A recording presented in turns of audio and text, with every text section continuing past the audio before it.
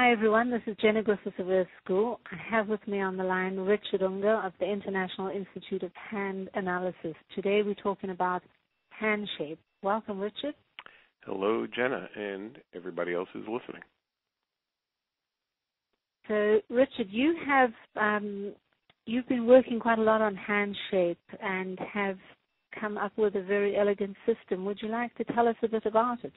Yes, and it's not that so much that I've come up with an elegant system. Hand readers throughout the years have attempted to look at hands and put them into different categories. It would be so useful if hands just easily fell into a few categories. And Darpigné in the 1820s, a French hand reader, was the first fellow to accomplish this. And almost every palmistry book, at least every palmistry book in the Western world for the next 150 years, had pictures of Darpigné's 7 archetypes. Unfortunately, it's really hard to find those archetypes, really hard. I memorized the pictures, I looked at hands, couldn't find any hands that matched, and at the beginning, I figured it was me doing a bad job of hand reading. But as I figured out later, those hand shapes are barely around at all anymore. And Benham wrote a really big book on hand reading and didn't use Darpigné's system. He had his own. Fred Gettings had his own system of putting hands into 4 categories: earth, air, fire, and water. Fred Gettings was an astrologer, so earth, air, fire, water was right up his alley. And all that I've done is cherry-picked amongst the different hand readers and taken pieces of what they've done and tested them out, and the pieces that worked I used. And so I used the Jupiter type, the Saturn type, the Apollo type, and Mercury type from Benham. I used the earth, air, fire, water type of Fred Gettings. I used the philosophic and the conic types from Darpigné. And what I do is I blend them together.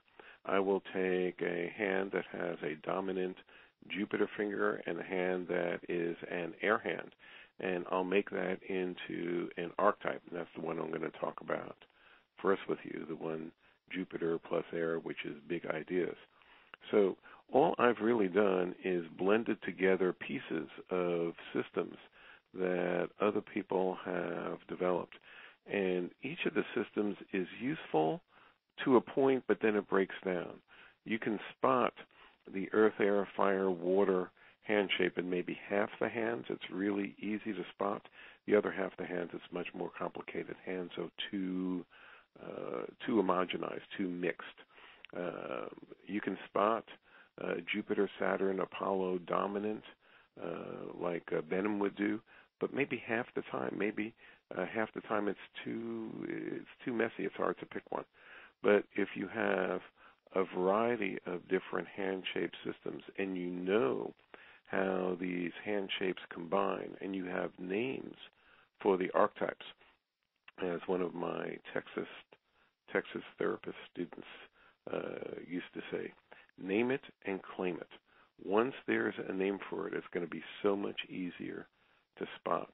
So I've been indexing my handprints. I've been moving my thousands and thousands of handprints from hard copy into digital copy into my computer over the last 4 years. And as I've been doing this, which, by the way, has made it easier for me when I move, I don't have to move 50 boxes of 3-ring binders with handprints. Just have to move the computer and the backup disk. Quite a upgrade in ease. As I've done that, I've been looking at all the handprints and putting them into these different categories and creating slideshows so that students who don't read near as many hands as me can go ahead and look at 10 examples of big ideas, 10 examples of Red Queen, et cetera, et cetera. So as I've been doing that, I've been practicing my own eye, my pattern recognition, and I've been going back and forth over and over and putting handprints into different slideshows and eliminating examples that aren't quite as good. And as my eye has gotten more and more used to looking at hand shapes, in my readings I use hand shapes twice as much as I used to. And I always used hand shapes a lot, but now I'm using hand shapes twice as much as I used to. And it's so handy. It comes in, it is so useful, especially, let me just give a couple of examples. Let's say a person has a life purpose of Right Apollo, live your creativity, be an individualist, say the fingerprints, and you'll find your fulfillment. Okay, that is good. And if that's all you can tell a person, find your artistry, express it, let other people see it, and have confidence that this is what it is that you came to do. That is useful information.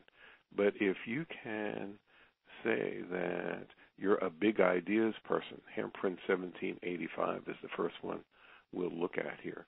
If you can say that the person is a big ideas person, then you can say, Mr. Smith, Mrs. Smith, you need to bring out your big ideas into the public for your life purpose to feel fulfilled. Are you writing about your big ideas? Are you teaching about your big ideas? Are you having seminars where your big ideas reach people? Are you writing a blog about your big ideas? What are you doing with your big ideas? You can get so much more specific. Let's say a person's life purpose was right thumb, tangible, measurable results in the world, and you're talking to a big ideas person. That is really different than if you're talking to an Hephaestus person or a ballet teacher person. Those are the other two archetypes we'll talk about today. So it allows me to be so specific. Much more specific. Yes. And also, let's say the person's life purpose is service. They have 8, 9, 10 whirls, and they all look about the same. No whirl really catches your eye as being more advanced than the other whirl. So you tell the person that their life purpose is service, and you can listen to what they report about their life. If they're in servitude, your advice about how the soul needs to learn the difference between servitude and true service. That is very, very useful. That could be so life-altering. But if you can define more tightly what their service could be, well, you've got big ideas, Mr. or Ms. 1785, and that's where your best service is. If your big ideas are reaching the public and the public uses them to their benefit, you have reached your soul's fulfillment point. It tightens so much the life purpose. And by the same token, as you know, the good news and bad news for each of the archetypes, you can also tighten what you talk about with life lesson. Sorry about that. No, so I use it to tighten up. That's the overview. Should we look at 1785? Yes. Could you just tell us now what it is that makes this big ideas? Yes. So I'm using a combination of the Earth, Air, Fire system of Fred Gettings, and I'm using the mythological system of Benham. This is clearly a Jupiter dominant hand. The index finger is a full centimeter longer than the ring finger. It's high set. It stands up really tall and is eye-catching very quickly to my eye. I look at this hand and Jupiter, Zeus, the index finger. Jupiter dominates, and if you eliminate the thumb from your consideration and just look at the palm and fingers, this hand is tall, rectangular. You have to adjust and move the little finger in just a little, and the hand would fit into a shoebox very nicely. So I picked a hand to use for illustration where it was obvious that this is a hand that belongs to air. For anybody who knows Fred Gettings' system, they would all agree, it's air. This is not a borderline gray area controversial hand. By the same token, anybody familiar with Benham's system would quickly say, a Jupiter hand. And in hand reading, it's not always as obvious as it is in this case. But I've picked an obvious case because we're just starting out taking a look. And this is the big ideas. Jupiter is ambitious, expansive, has the big picture. Zeus sits on his throne in the sky and rules his kingdom. And air is mental, the overview. Examine, analyze, figure out. This is air. So when Jupiter and air combine, we have the person who has big ideas. So I was reading for a woman just a while back, and she had a hand that looked just like this one. And so I told her she was the big ideas person, and she went, uh-huh. And she told me that what she was doing, she was writing a book about fashion, women's fashion. I say, women's fashion. That might be an interesting book, but a person with big ideas like you wants to do so much more than that. You want to change the world. She says, well, I'm talking about women's empowerment. Fashion is just a piece of it, and when women are empowered in the world today, that changes this, that changes that. I'm trying to change the whole world, she said. Uh-huh. Well, you're being true to your archetype. She is big ideas. But at least half of the people that I read for who have big ideas as their hand type, they're working in an office someplace. Their job is very tightly and rigidly controlled, and they work inside the box. And their big ideas are not, nobody's interested in their big ideas. And for these people, life is extremely frustrating. They must find a way to bring their big ideas to the public. Look at the fate line on 1785, Jena. Look at how the fate line doubles.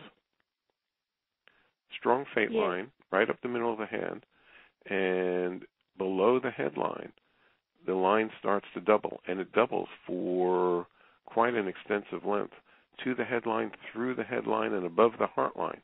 The fate line is doubled. This is a lot of doubling on the fate line. And when the fate line is doubled, it represents that the person is putting in really hard work. And if there's a 1 centimeter doubling of the fate line, maybe there was a period of time, 10 years even, where the person worked hard. Full-time job plus writing their book, that can lead to a double fate line. But this person has 3 centimeters worth of double fate line. That's way too much, and it's most likely very problematic for the person. And the odds are very high that they're working too hard for way too little reward, and that they're working too hard not on their big ideas. They could be working too hard on somebody else's big ideas or on small ideas, in which case they're really in trouble. And you could see the horizontal that crosses on the top of the fate line, seems to stop the doubling of the fate line.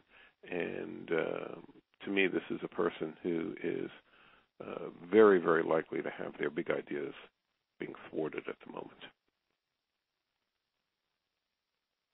Okay, Richard. So you're putting together a course which we'll be offering in Erg School. Correct. And this is one of 16 archetypes. Is that correct?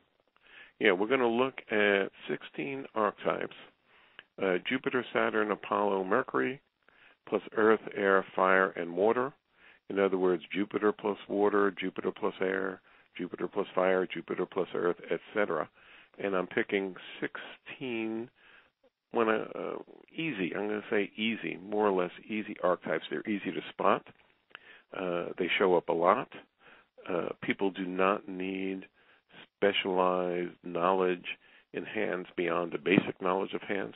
Most hand readers are familiar with the standard finger names and what it means when they're dominant, and Gettings, earth, air, fire, water is a commonly used system. We're going to look at these 16 archetypes, look at some handprints, talk about their standard behaviors, what to be on the lookout for, what they do well, and what's difficult for them. Could you give us another